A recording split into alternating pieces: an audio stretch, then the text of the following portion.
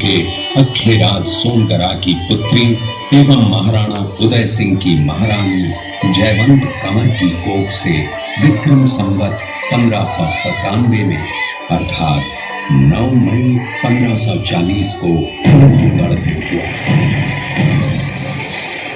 बाल्यकाल चित्तौड़गढ़ में गुजरा।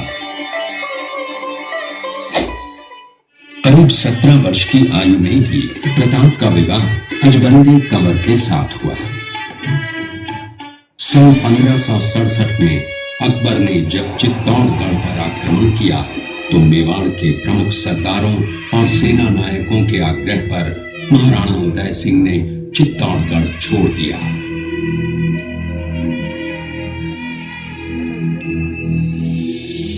मुगलों के प्रति उनमें घृणा के भाव जागृत हो गए।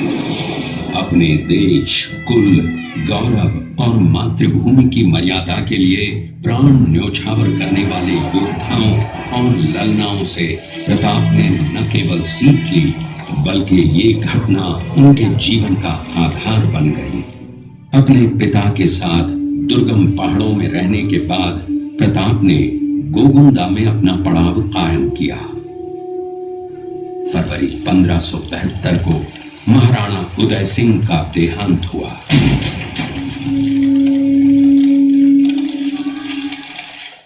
प्रताप की ज्येष्ठता और योग्यता को ध्यान में रखते हुए सरदारों ने उनको राजगद्दी पर आसीन किया। होली के दिन उनका गोगुंदा में राज तिलक हुआ।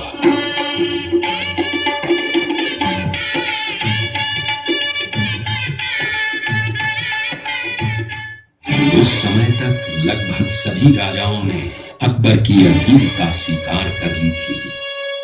एकमात्र महाराणा प्रताप ने अपना मस्तक अकबर के आगे नहीं झुकाया। अपनी स्वाधीनता और सार्वभौमिकता के अधिकार को सर्वोपरि माना। अपने दृढ़ निश्चय का परिणाम प्रताप अच्छी तरह जानते थे। प्रताप मुगलों से लोहा लेने की तैयारी में जी जान से जुट गए। 18 जून 1576 की सुबह हल्दी घाटी और खमनोर के मध्य एक मैदान में ऐतिहासिक युद्ध हुआ जो बाद में रक्त तलाई के नाम से जाना गया। महाराणा प्रताप की सेना गोगुंदा से हल्दी घाटी पहुंची, जबकि सेनापति मानसिंह के नेतृत्व में मुगल सेना ने हल्दी घाटी के ठीक नीचे मैदान में अपना मोर्चा जमाया। मुगल सेना के हरावल दस्ते द्वारा घाटी में घुसपैठ करने के प्रयास की प्रतिक्रिया स्वरूप महाराणा प्रताप की सेना मुगलों पर टूट पड़ी। प्रताप के हरावल सैन्य दलों का नेतृत्व पठान हाकिम हासूर कर रहे थे।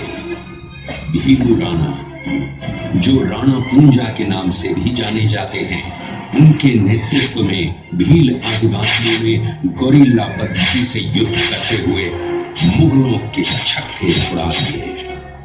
देखते ही देखते शाही सेना में खलबली मच गई। रक्त तलाई घोड़ों की टापों, हाथियों की चंगारों और तलवारों की झंकारों से गूंज उठी। चारों तरफ हाहाकार मच गया।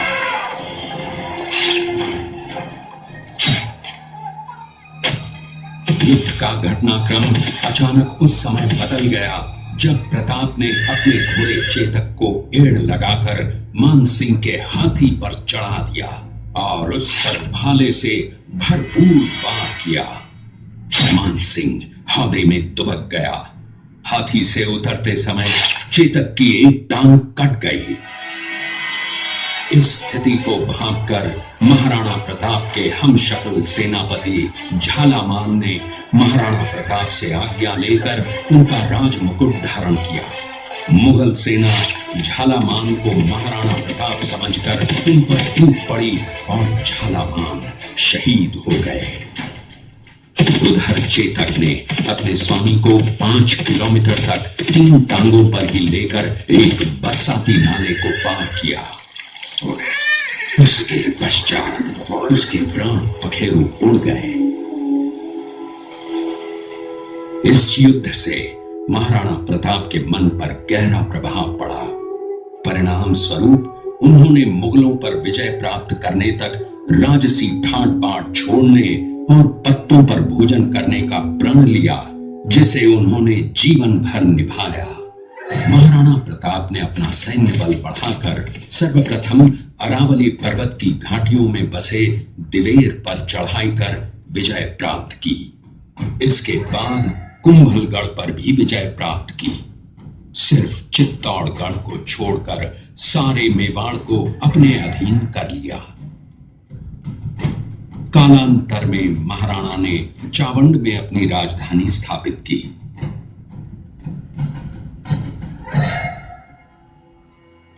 19 जनवरी 1597 को राणा प्रताप ने मात्र 57 वर्ष की आयु में इस संसार से प्रयाण किया।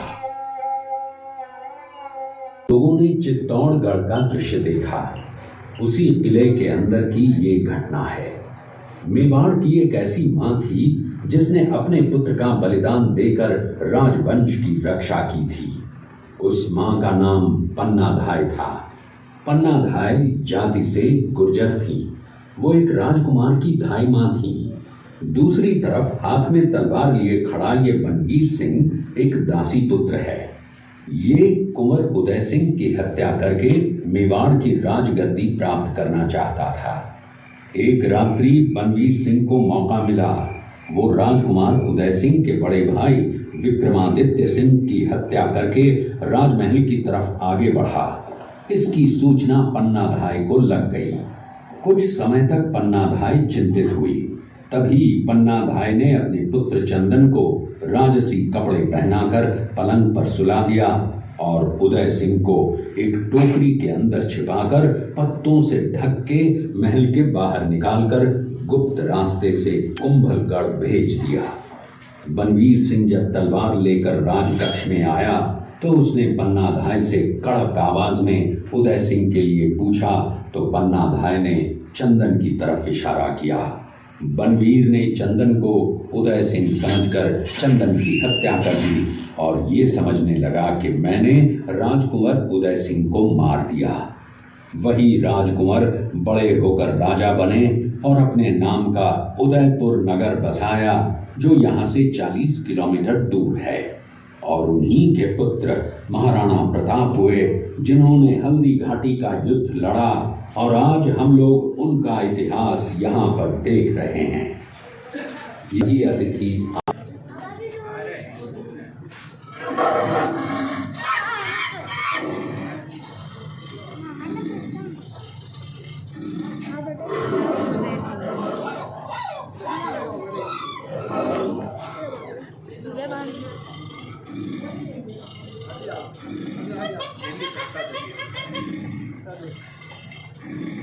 ये घटना महाराणा प्रताप की वीरता को दर्शाती है।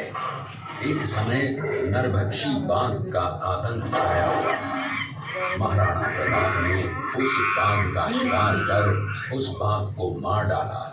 ये घटना महाराणा प्रताप की वीरता की प्रतीक है।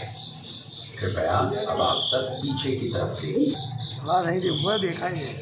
इस दृश्य में देखिए महाराणा प्रताप अपनी प्रतिज्ञा का पालन करते हुए।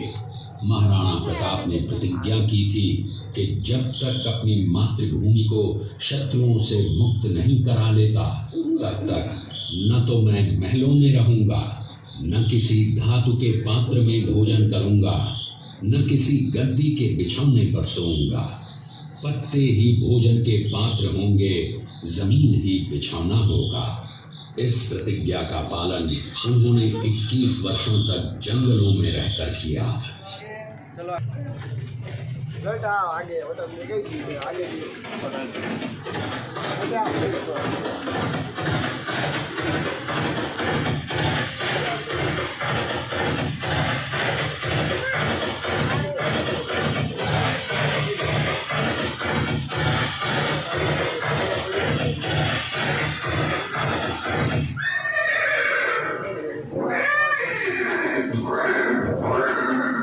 ये दृश्य महाराणा प्रताप और सुविख्यात स्वामी भक्त घोड़े चेतक के अंतिम मिलन का है।